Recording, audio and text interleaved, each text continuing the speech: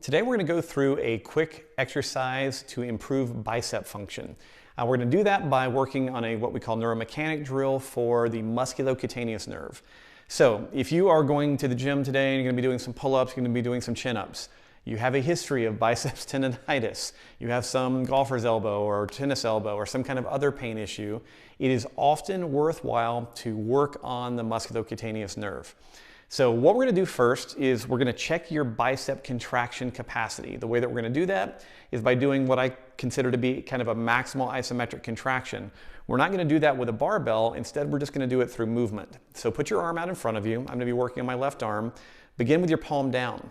So first we want to supinate. So turn your palm up. You should feel some tension beginning to come up in the bicep. From here, now flex the elbow completely. As you continue to work on that supination, you should really feel the bicep intensifying the contraction. Elevate your elbow a little bit, so flex the shoulder, and then finally pull everything in at the same time. And as you do that, you probably are getting pretty close to a cramp.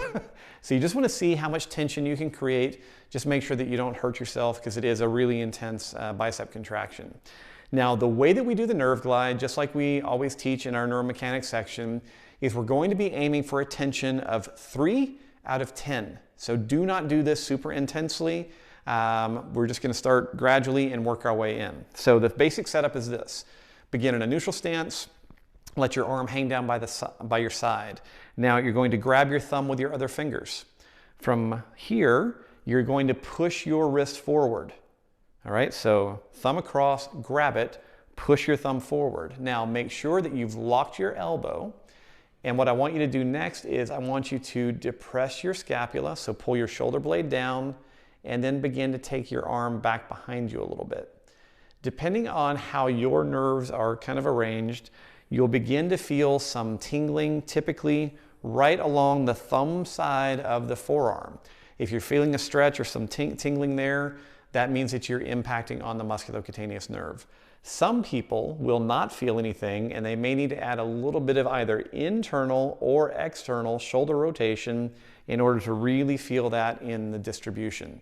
So once you have that tension in the musculocutaneous, you want to tilt your head away, and then we're going to do a little bit of the flossing, if you want to think of it that way. So I'm going to bend my elbow, straighten my elbow. Everything else has to stay the same. So that's a great starting point. From there, I'm going to elevate my scapula, depress my scapula, and then finally, I will do that with my neck. Typically, 3 to 5 repetitions with each one of those, what we call drivers for the neuromechanic drill, is a great place to start. Now, shake all that out, and then go back and repeat that maximal contraction. And if you did not do the neuromechanic drill too intensely, you probably will feel as if you can create more tension and have less discomfort. That may also translate into your pull-ups or anything else you're going to be doing in the gym or in a rehab setting. So this is the basic neuromechanic drill for the musculocutaneous. Give it a try. Let me know how it goes.